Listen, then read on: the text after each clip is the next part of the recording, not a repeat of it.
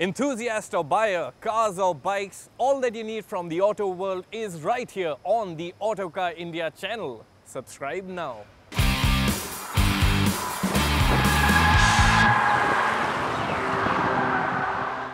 You'll have to agree the Tucson has done rather well for Hyundai, but as successful as it's been, it's always missed one ingredient that you just expect in an SUV of this class, and that is all-wheel drive.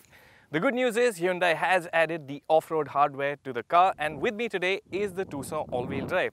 It's available in automatic form and it costs 25.4 lakh rupees. The price tag brings it that little bit closer to Volkswagen's own all-wheel drive and automatic SUV, the Tiguan, that costs 30.8 lakh rupees. We've got both models together. Let's quickly run through what's good, what's bad, and which one is the better SUV. You've seen these SUVs before, so here's a quick recap. The Tucson is more stylized in look with its pulled back headlamps, big bold hexagonal grille and sleek upswept window line. In case you're wondering, yes, the all-wheel drive Tucson does look identical to its two-wheel drive sibling. The 4WD badge at the back is your only pointer to this being the AWD version. As for the Tiguan, it is unmistakably German in its look. The lines are neat and clean and detailing is smart. The VW is handsome no doubt, but also an SUV that blends in rather than stands out. The two SUVs are very close in size and there's just millimeters here and there when talking length, width and height. Even their wheelbases are about the same length. What does that mean for space inside the cabin? Let's start with the rear section of the cabin in the Tucson. The Tucson's back seat is really big on space. As you can tell, there's a generous amount of headroom, good amount of knee room, and the cabin is also quite wide, making this the more convincing 5-seater. The seat is comfortable as is, and you have this lever to recline the backrest and sit back and relax.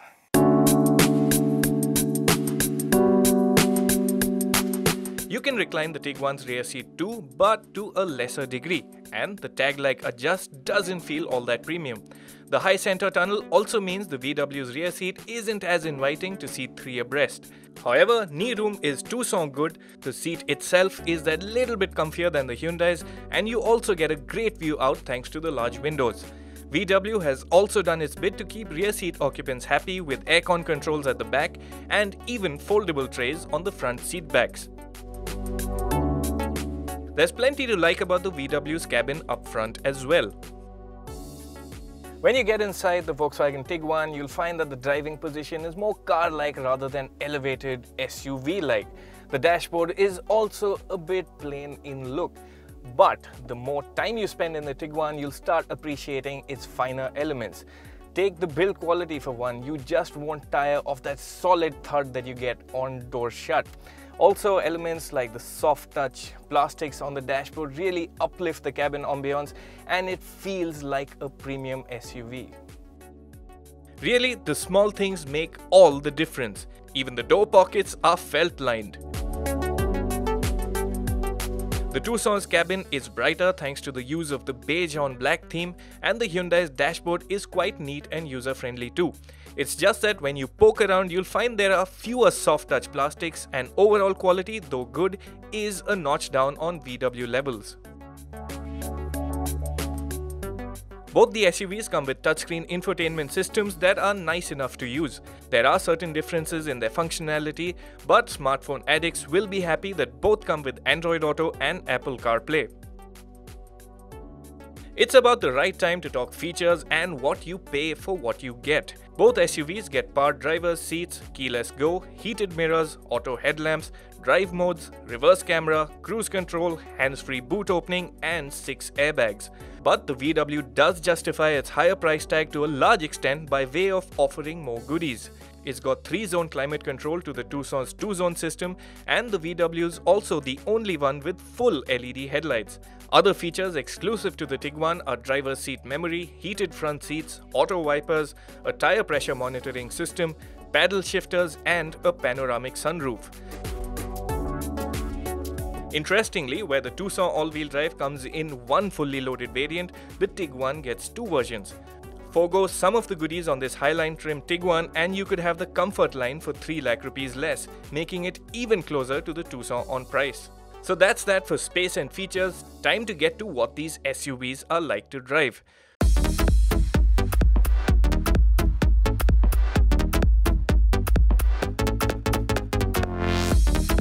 On paper, the Tucson all-wheel drive has the big advantage here. Its 2-litre diesel engine makes 185 HP of power and 395 Nm of torque. The numbers are a considerable lot more than the VW 2-litre engine's 143 HP and 340 Nm. Hyundai's 2-litre diesel engine is strong and it does give the Tucson a healthy dose of performance. The Tucson is quick off the line, the mid-range is punchy, and what's really cool is that the engine remains energetic even in the top end. Gear shifts on the Hyundai 6-speed Autobox are smooth, but the engine does feel a bit over-enthusiastic at low speeds, so you have to be careful with throttle inputs. The fuel-saving Eco mode actually helps keep the Tucson leashed. Talking performance, unsurprisingly, the Tucson is the quicker SUV, but as the numbers make clear, the Tiguan is actually not much slower. The Tiguan's power figure may not seem impressive on paper, but you know what? In the real world, performance is actually more than adequate for an SUV of this size and class. Yes, there is a bit of turbo lag when you're starting out, but once past that point, the engine does pull quite gamely forward. What also helps is the quick shifting dual clutch gearbox, and it does its bit to cover up that little bit of initial hesitation. As for other aspects of the Tiguan driving experience, so you do sit relatively low in the Tiguan, but visibility is actually quite good. The glass house is really big, and what also helps give an airy feeling to the cabin is this massive panoramic sunroof. The Tiguan also feels less SUV-like in a good way in another aspect. It feels nimble in town, and even on a corner, when you do find one, the Tiguan comes across as pretty agile and well balanced. The Tucson isn't quite as pointy in the twists and turns and doesn't quite match up to the Tiguan on steering feel either. But the Hyundai does have its strength, and that is in ride comfort.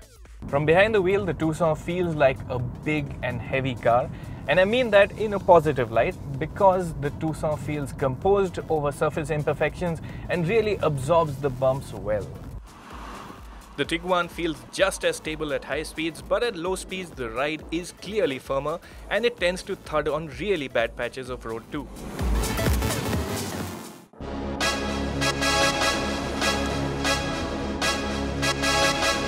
Coming to how these SUVs compare when there are no roads. Sure, typical owners might venture off-road once in a blue moon, but off-road ability is always a plus. On the muddy tracks and ascents we tried, both SUVs did well enough, though we did find ourselves more confident in the Tiguan. Both these all-wheel drive SUVs get hill start assist and hill descent control, but what helps the Tiguan's case is it offers off-road modes to help better set up the vehicle in the way you like. But you do get the option of a manual 4WD lock in the Tucson. The Tucson is also the only one here with a full-size spare tire, but the Tiguan's self-sealing tires give it some bit more protection against small cuts. Out on your holiday, you will be able to fit more luggage in the Tiguan's boot.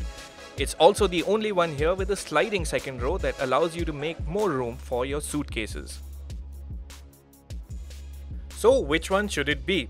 In isolation, the Tucson all-wheel drive is likable and works rather well as an urban SUV that can do a bit of off-roading too. But it's the Tiguan that is that little bit nicer in town and also that little bit more confidence-inspiring in the rough. It's not imposing as some might like their SUV to be, and it's not cheap either, but its solid build, premium cabin and long list of features more than help its case. In short, a premium SUV buyer with a long wish list is sure to find a right match in the Tiguan. But hold on! Want even more in off-road ability? Maybe it's worth your time to wait for the hardcore Jeep Compass Trailhawk that's coming soon. Very soon.